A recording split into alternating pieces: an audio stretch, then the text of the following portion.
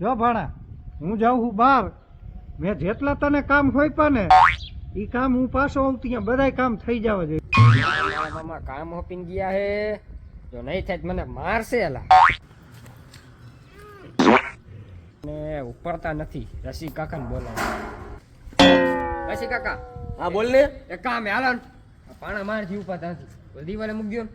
આ પણ હા એમાં શું થઈ ગયું? આ પાણા ઉપાડવા હોય ને તો દેશી ગોર ખાવો પડે, દેશી. જો ચંદુ જોયું ને?